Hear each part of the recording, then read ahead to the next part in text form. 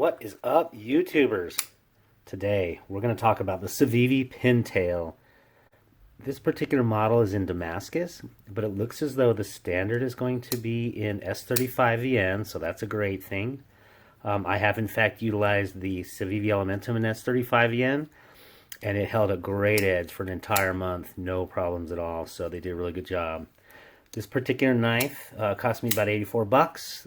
It also has the Guiborsha wood scales on it, which is also known as African rosewood. It makes it for very beautiful with the blackened out effect on this one and this dark wood. So really nice on this one.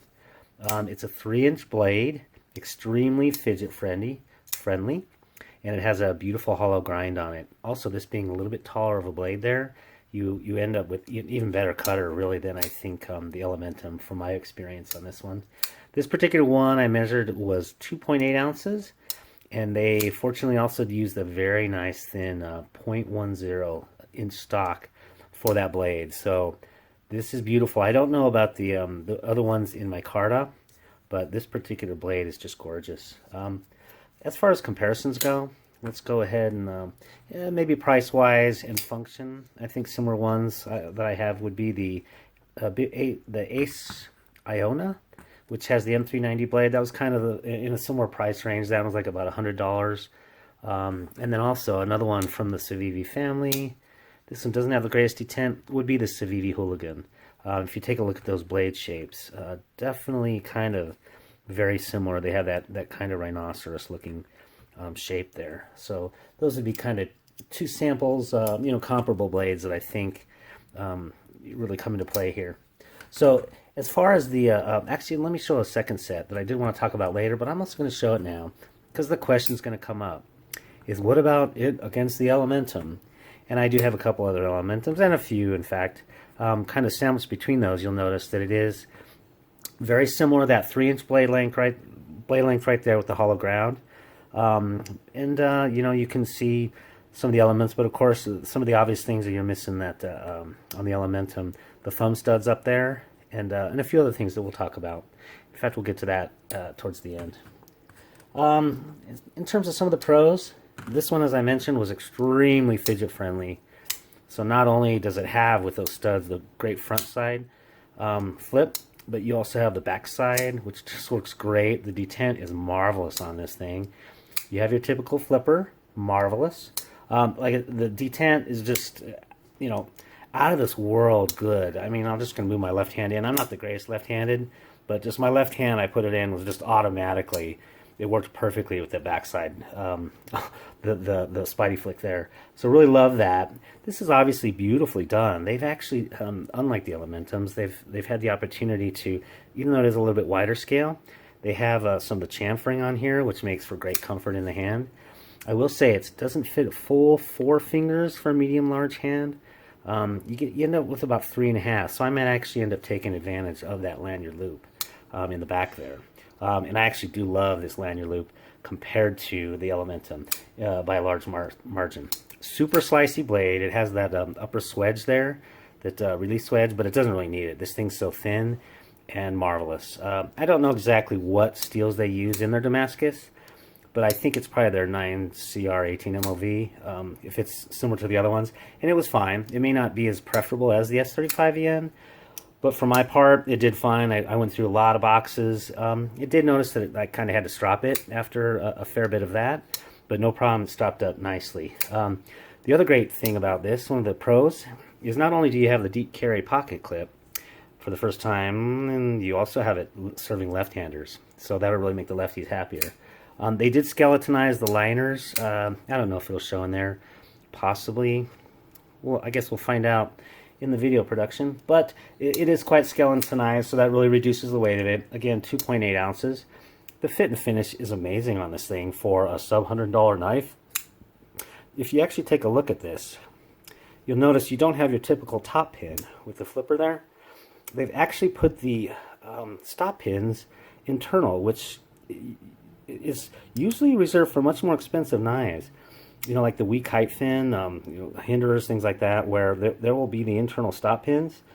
And just the way that works, you have this pin on each side, and it basically goes down through this channel, and it catches on the liners on the top side for the stop, and then on the return as well. So that was actually pretty amazing. Normal T8 screws throughout, other than the pocket clip. Love that. Perfectly centered blade. I mean, there's no problem on this thing. Like I already mentioned, the chamfering and the lanyard hold as well. So a lot of great things on this particular knife. It is very comfortable in the hand, if only, like I said, 3.5 fingers of fit. In terms of the cons, I would say, unfortunately, because of these thumb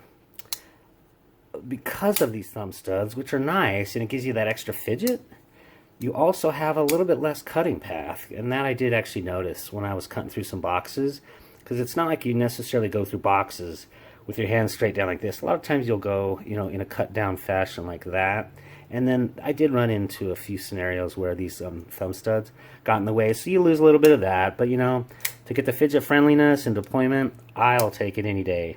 And then the last thing I would say is you might notice there's a little bit of oil right here. It's not because I was sloppy with the oil, but I always put a little bit of, like a drop of knife pivot lube on the detent ball.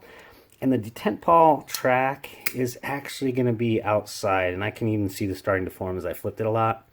It's starting to form in on the outside of the scale here, so you're going to see a little bit over time. There's going to be just that line there. Not a huge deal and somewhat of a nitpick, but they could have maybe just brought this scale out just the slightest bit more to cover that up.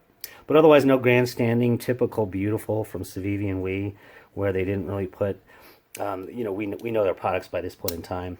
So those are the only cons I would say. As far as the final thoughts, I mean, really, we do have to ask the question, and I know everybody's going to probably be asking this question that are the knife nerds out there. Is this going to be, is this going to be the Elementum killer? And in fact, I'll even bring another one that I have in here. I do love the Elementums, and I think the answer is going to probably be no. It's just one of those things where you can get the Elementums at so many different levels, and I like that about this knife. I also see that possibility where it doesn't just go out there to kill the Elementum, but to supplement it. Different kind of blade, but there's going to be different scales. I love that they have micarta out there, as well as this beautiful rosewood is nice. I'm sure there's going to be G10. Whether or not they're going to actually downscale it and go to a cheaper, cheaper form factors and just maybe a thinner slab of G10 and that sort of thing, and maybe downscale the steel back to D2, I don't know. But it does provide a good platform for that. I hope they don't. This is actually just a beautiful knife in and of itself. But if they do, that would not be a bad thing at all. So what they've done really well with the Elementum, why I think it won't kill it, is the Elementum has really left open the upscaling of that. They have the special editions like the Blade HQ here. There's also, they've done that. This is a copper scaled one. I'm going to be showing or doing a full review on the brass scaled one soon. And then as well, you have the micarta, and this was my favorite of those. So in answer to that question, I would say probably not going to kill the Elementum. We'll supplement it, and we'll also compete for a lot of pocket time, though. So I will say that is the case. And in the one scenario I say, hey, you know what? This would be the option, is if you are a left-handed person, because you now have that left-handed clip option that you did not on at least any of the Elementums that I have. So from that perspective, I'd say, maybe. And then the last thing I say, I don't think it'll kill it for me entirely, is I really can't get 4 full fingers on there, and I really kind of like that on the Elementum, especially that micarta one, where I can get 4 full fingers on without having to exercise that lanyard.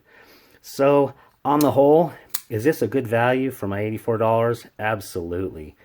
This really pushes that next level, keeps it under $100, so quite, quote unquote, in the budget range.